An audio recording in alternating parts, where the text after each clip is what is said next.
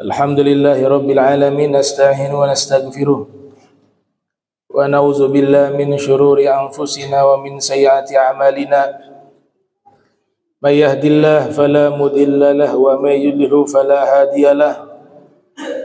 Asyhadu an la ilaha illallah wahdahu la syarika lahu wa asyhadu anna sayyidana Muhammadan abduhu wa rasuluh.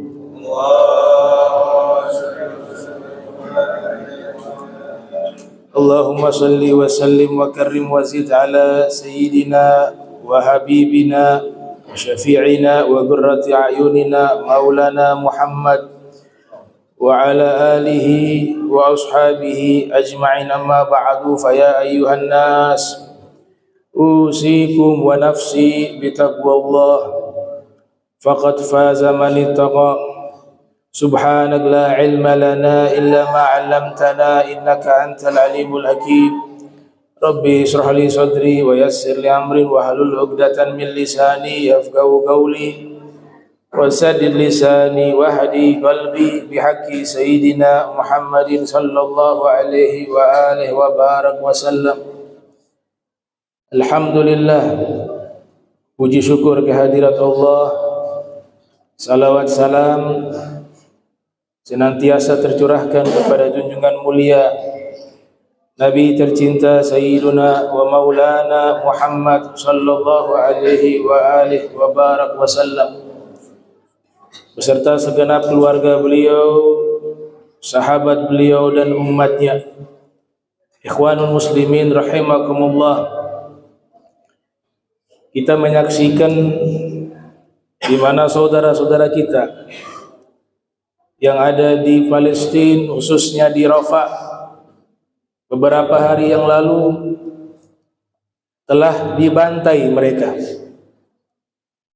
Dan kita harus pahami bahwa sesungguhnya saat ini kita dikuasai secara struktural oleh Amerika dan sekutunya, di mana jika dari kelompok mereka yang dilanggar hak asasi manusia, maka mereka bersuara secara internasional. Tapi ketika di luar kelompok mereka, terutama saudara-saudara kita yang ada di Palestina, justru mereka mendukung perbuatan itu, pembantaian tersebut, baik anak kecil maupun kaum wanita. Mereka menunjukkan jati diri mereka yang sesungguhnya, bahwa organisasi baik itu PBB dan lain sebagainya itu hanya gambaran yang tidak nyata. Slogan mereka tentang hak asasi manusia adalah kepalsuan, dan ini terjadi di masa Nabi kita Muhammad sallallahu alaihi wasallam. Mereka yang membuat perjanjian tersebut, mereka yang membuat aturan tersebut untuk memanipulasi, untuk menipu kita. Ittakhadhu aymanahum junnatan fasaddu an sabilillah innahum sa'a ma kanu ya'malun. Apabila mereka membuat suatu perjanjian ataupun sumpah, sesungguhnya itu hanya sebagai alat pelindung mereka, dan mereka menjadikan itu sebagai manipulasi untuk melakukan hal-hal yang buruk. Maka jangan sampai kita umat Islam dibodohi dengan slogan-slogan mereka tentang hak asasi manusia. Saat ini jelas-jelas bagaimana saudara-saudara kita dibantai, baik anak kecil dan perempuan, dan seluruhnya diam tanpa suara. Hanya ada kecaman demi kecaman tanpa ada tindakan. Inilah sifat orang-orang munafik. Ayatul munafik thalathut, tanda orang munafik 3. Idza haddatsa kadzab, kalau berbicara semua itu isinya dusta. Wa idza wa'ada akhlaf, jika berjanji diingkari. Wa idza tumin khan, jika diserahkan amanah, diadakan perjanjian, mereka khianati. Jadi tidak ada mereka menerapkan hukum perang internasional, menjaga jiwa orang-orang yang berada di zona aman. Itu semua tidak ada dalam aturan mereka. Ini yang terjadi. Ini yang terjadi di masa Nabi kita Muhammad sallallahu alaihi wasallam. Kita ingat ada satu peristiwa Ghazwatul Khandaq, perang Khandaq yang terjadi pada tahun 5 Hijriah. Bagaimana Gabail, orang-orang Yahudi yang tinggal di sekitaran kota Madinah, mereka mengadakan perjanjian dengan Nabi Muhammad SAW. Perjanjian damai, buat aturan sedemikian rupa untuk menjaga kepentingan mereka. Tapi di saat kaum muslimin diinvasi oleh suku-suku Arab yang musyrik pada waktu itu untuk menyerang umat Islam yang dipimpin oleh baginda Nabi Muhammad SAW, apa yang mereka lakukan? Perjanjian itu dilanggar. Jadi itu semua dusta. Hak asasi manusia dan slogan-slogan mereka tentang kemanusiaan saat ini sudah terbukti semuanya adalah kedustaan. Maka tindakan apa yang dilakukan oleh Nabi, seandainya laukanan Nabi hayyan fi zamanina, seandainya Nabi hidup di zaman kita, tindakan yang akan dilakukan oleh Nabi Muhammad SAW adalah invasi militer, persatuan. Tidak ada jalan lain. Diplomasi bukan solusi. Wahyu yang berbicara. Ketika Bani Quraidah, Imam Samhudi mengatakan ada sekitar 20 suku Yahudi yang tinggal di kota Madinah. Di antaranya Bani Qainuqa, ada Bani Nadir, ada Bani Quraidah yang mengkhianati perjanjian dengan Nabi Muhammad SAW. Allah perintahkan untuk Nabi menginvasi mereka dan memusnahkan mereka. Dikecualikan kaum perempuan dan anak kecil. Tapi selebihnya mereka yang mengkhianati itu bukan dari emosionalnya Nabi Muhammad, tidak. Tapi mereka dibantai oleh sahabat Rasul SAW di masa itu karena wahyu dari Allah, perintah dari Allah, sebab mereka sudah melanggar perjanjian dan sudah mengkhianati Nabi Muhammad SAW, dan bahkan kamp pengungsian hampir mereka bebaskan pintu gerbang untuk kaum wanita, anak-anak perempuan, anak-anak laki-laki yang masih kecil, seluruhnya dibantai. Tapi alhamdulillah di masa itu Allah masih menjaga. Maka Nabi katakan la yusalliyanna ahadun al-asra illa fi Bani Quraidah. Kalian jangan pergi atau kalian jangan melaksanakan salat asar terkecuali kalian sudah berada di Bani Quraidah. Ikhwanul muslimin, ini yang terjadi saat ini. Perjanjian yang dibuat dilanggar, kecaman demi kecaman tanpa tindakan, itu bukan solusi. Mereka akan terus melakukan dan akan ke depan jauh lebih dahsyat daripada ini. Nanti pada waktunya mereka tampilkan satu perbuatan yang jauh lebih kejam dari apa yang kita saksikan saat ini. Yang saat ini sudah melanggar aturan internasional, sudah melanggar hak asasi manusia. Warga sipil dibantai, dibunuh, entah sudah berapa banyak saat ini. Di zaman Nabi kita Muhammad SAW hanya 70 orang yang dibantai, Nabi murka, Nabi marah, bahkan dijadikan kunut nazilah. Diperintahkan sahabat-sahabat untuk melakukan penyerangan kepada mereka yang sudah membantai sahabat Rasul Muhammad SAW sebanyak 70 orang.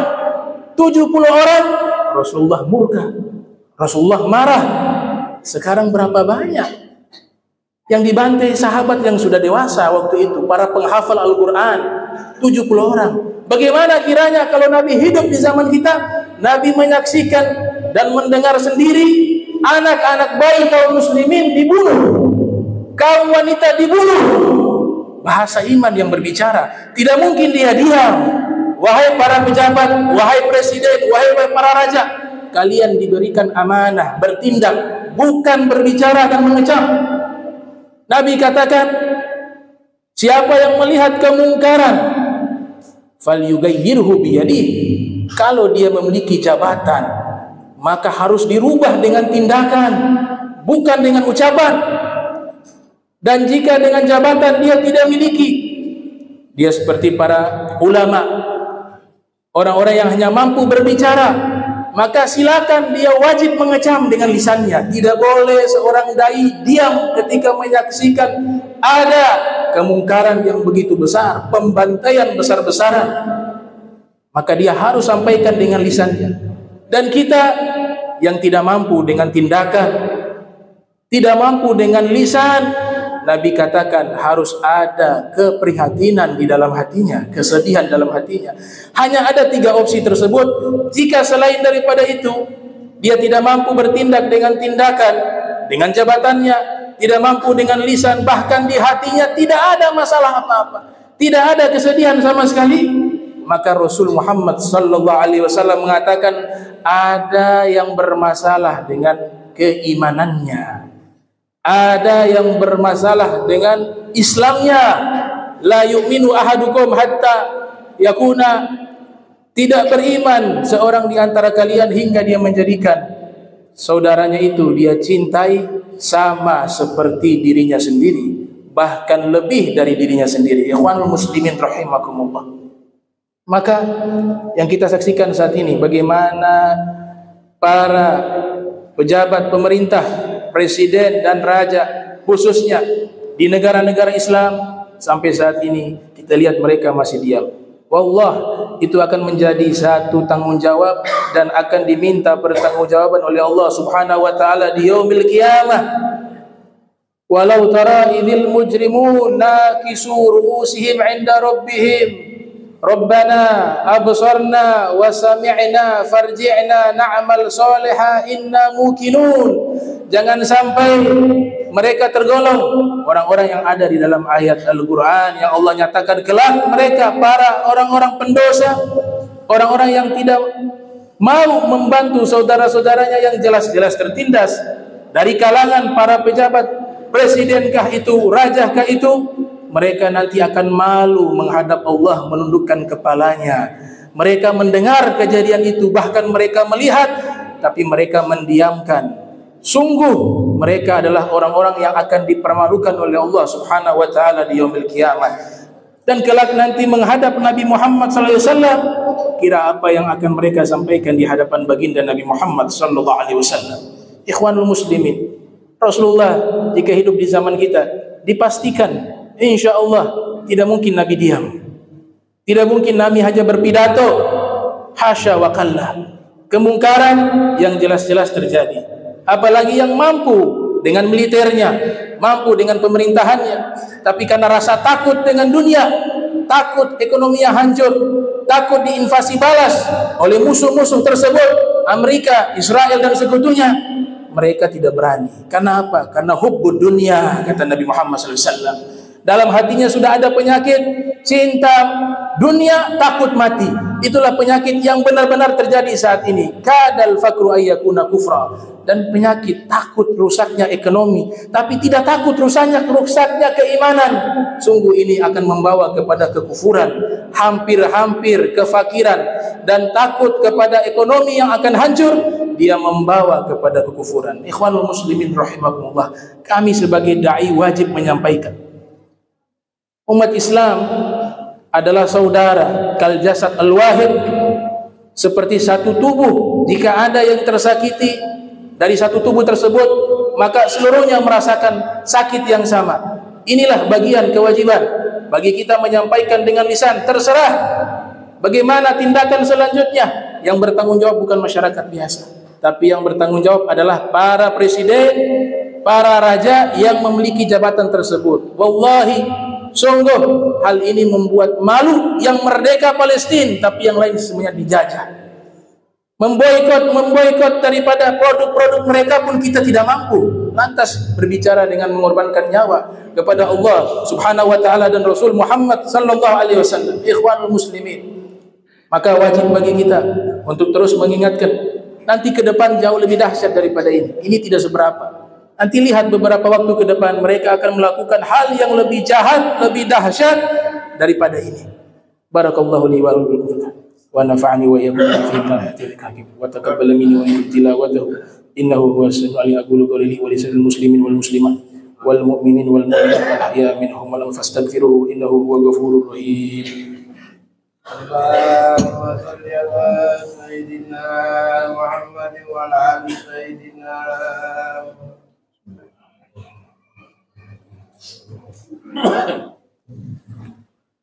الحمد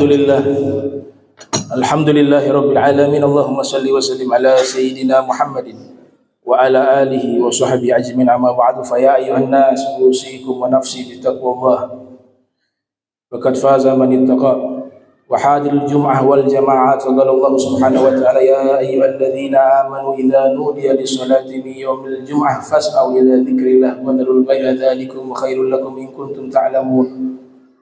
فإذا قضيت الصلاة فانتشروا في الأرض وابتغوا من فضل الله واذكروا الله كثيرا لعلكم تفلحون. واعلموا أن الله تعالى أنزل على النبي قديما فقال الله سبحانه وتعالى إن الله وملائكته يصلون على النبي يا أيها الذين آمنوا صلوا عليه وسلموا تسليما.